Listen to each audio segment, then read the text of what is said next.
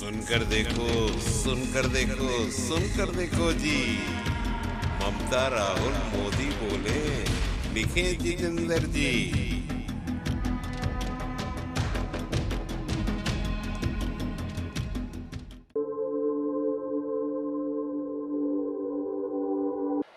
আজকে বড় বড় কথা যারা বলেন তাদের আমি জিজ্ঞেস করি, গর্বেতে আমি গিয়েছিলাম একটা গ্রামে, একটা বিধবা মা আমাকে বলছে, মা আমার দুটো ছেলেকে সিপিএম খুন করে দিল, তারাই এখন বিজেপির হারমাদ, খুন করে দিল, মাগো আমার হাতে দুটো জিনিস দেবে। আমি বললাম কি? বলল এক হাতে একটা তৃণমূলের পতাকা দাও, আর এক হাতে একটা বন্দুক দাও, আমি ওদের আমার ছেলের খুনের বদলা নেব। আমি জানি এসব ঘটনা, ভুলে যাইনি। চমকাইতলা মিটিং করে ফিরছে, অজিত পাজাকে ঘিরে ধরেছে।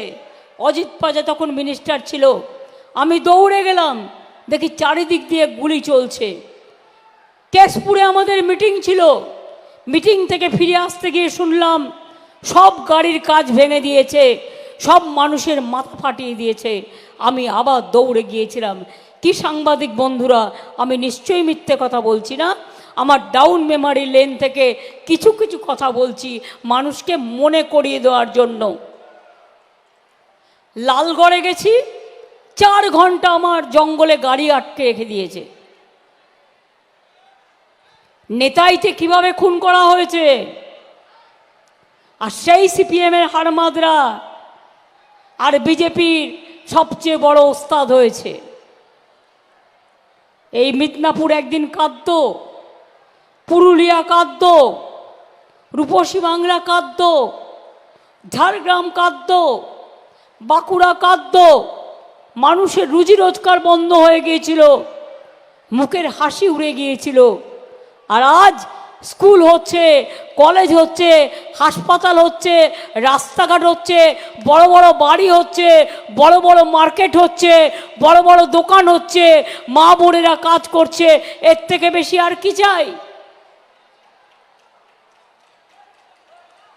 আজকে মৎস্যজীবীরা পর্যন্ত 2 মাস যারা সমুদ্রে যেতে পারে না, তাদের জন্য 5,000 টাকা করে, 10,000 টাকা 2 মাস আমরা দেব।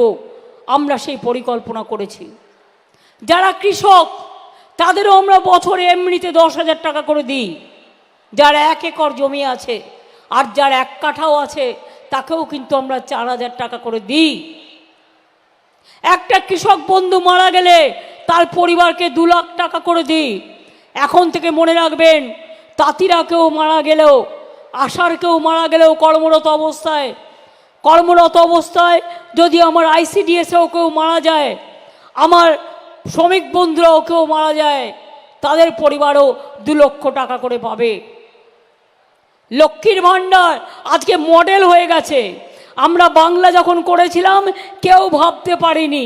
আজকে আমি দেখলাম দিল্লি বলছে লক্ষ্মীর ভাণ্ডার করব। ওদের লোক সংখ্যা কত? ওদের খরচা হবে 2,000 কোটি টাকা। আর আমাদের একটা পরিবারে একজন নয়, সবাই পায়। আমাদের খরচা হয় কত জানেন? 25 থেকে 30,000 কোটি টাকা।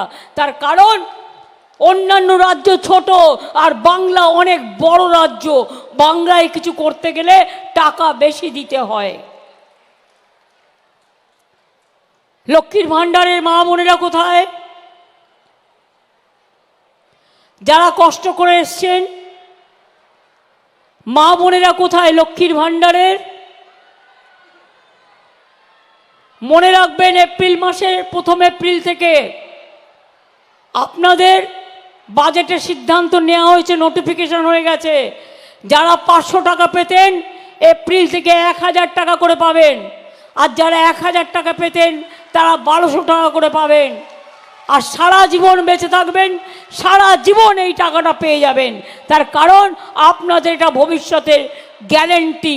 মনে রাখবেন, বাংলা সরকার গ্যারেন্টি দিলে সেটা রক্ষা হয়, আর দিল্লির সরকার গ্যারেন্টি দিলে ওটা বর্জন হয়, ওটা কাজে লাগে না। নির্বাচনের আগে গ্যাস বেলুন, নির্বাচনের পরে গ্যাস বেলুনটা ফুটো হয়ে যায়।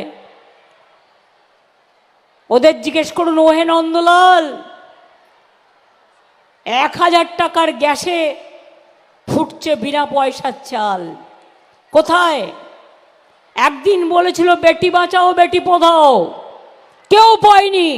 আর আমার কন্যাশ্রী আজকে বলুক তো, সরকারি স্কুলের সব মেয়েরা কন্যাশ্রী পায়, স্কুলে পায়, কলেজে পায়, বিশ্ববিদ্যালয়ে পায়। ওরা আমাদের গর্ব, ওরা জাতির গর্ব, ওরা বিশ্বের গর্ব, ওরা ভাগ্যশ্রী, ওরা শুভশ্রী, ওরা সৌভাগ্যশ্রী। ওরা মনে রাখবেন আগামী দিনে বাংলাশ্রী, ওরা বিশ্বশ্রী, ওরা বিশ্ব বাংলাশ্রী, এবং ওরা আগামী দিন জগৎকে জয় করবে। সবুজ সাথী সাইকেল ছেলেদেরও দেয়া হয়, মেয়েদেরও দেয়া হয়।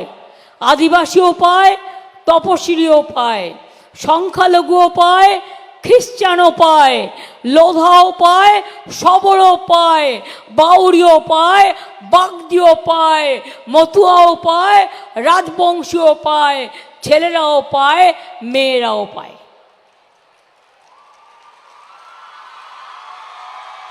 বিনা পয়সায় সাইকেল, বিনা পয়সায় ফোন দেওয়া হয়, স্মার্টফোন। আগামী বছর থেকে 12 ক্লাসের পরিবর্তে আমরা 11 ক্লাসে স্মার্টফোনটা দেব। কারণ 11 ক্লাসে পেলে ছেলে মেয়েদের উচ্চশিক্ষার জন্য প্রস্তুতি করতে সুবিধে হবে। জঙ্গলমহলে কত খাস জমি ছিল, দিনেন আমাকে বারবার বলতো দিদি এরা পাট্টা পায় না, আজকে সবাই পেয়ে গেছে, তারা কত খুশি। সারা রাজ্য জুড়ে আমরা পাট্টা দিচ্ছি। আর আমার কাছে দুঃখের খবর, কালকে আমাকে প্রদীপরা বলছিল খড়গপুরে একটা জায়গা আছে, খড়গপুরে রেল কলোনি অনেক আছে, একসময় ওটা রেলেরই পুরো 90% জায়গা ছিল। ইলেকশনের আগে ওখানে 8টা ওয়ার্ড আছে যেখানে জল কেটে দেওয়া হয়, কারেন্ট কেটে দেওয়া হয়, ধমকানি দেওয়া হয়, বলা হয় বিজেপিকে ভোট না দিলে এলাকা থেকে সরিয়ে দেবো। আমি এবার চ্যালেঞ্জ করে গেলাম, একটা বাড়ির জল কাটলে, একটা বাড়ির বিদ্যুৎ কাটলে, একটা উচ্ছেদ করলে, মনে রাখবেন আমরা কেউ ঘাসে মুখ দিয়ে চলি না, আমরা ঘাসটাকে রক্ষা করি, মনে রাখবেন। আমি খড়গপুরকে বলবো রেগুলার যারাই কীর্তি করে তাদের বিরুদ্ধে গণতান্ত্রিক পদ্ধতিতে আন্দোলন করুন এবং প্রশাসনের কাজ করবে। আমরা ব্রিগেডে একটা সভা ডেকেছি, গর্জন সভা, বাংলার গর্জন। কেন বাংলা বঞ্চিত হচ্ছে? কেন বাংলার 100 দিনের টাকা দেওয়া হচ্ছে না? কেন রাস্তার টাকা দেওয়া হচ্ছে না? কেন আবাসের টাকা দেওয়া হচ্ছে না? কেন আমরা রেল ভাড়া চাইলে, আমরা যদি রেল বুক করি আমাদের পারমিশন দেওয়া হয় না? কোথায় বাস করছি আমরা? মগের মুলুক নাকি? এক এক রকম নিয়ম এক একজনের জন্য। তাই আমি পরিষ্কার বলে যাচ্ছি, আগামী দিনের লড়াই বাংলাই লড়বে, আগামী দিনের শেষ কথা বাংলাই বলবে, আগামী দিনের গর্জন বাংলাই বলবে। চলুন সবাই ব্রিগেডে, বাংলার গর্জন, বাংলার তর্জন, বাংলার তুফান, বাংলার টর্নেডো। বাংলাকে বঞ্চনা করা চলবে না, বাংলাকে বঞ্চনা করা চলবে না, বাংলা মাকে লাঞ্ছনা করা চলবে না, দলিতদের ওপর অত্যাচার চলবে না, তপশিলি বন্দীদের উপর অত্যাচার চলবে না, জায়ের থানের অত্যাচার মানব না, মাঝি থানের অত্যাচার মানব না। খ্রিস্টান ভাই বোন বলুক, সংখ্যালঘু ভাই বোন বলুক, হিন্দু বলুক, মুসলিম বলুক, সবার জন্যই আমরা কাজ করছি।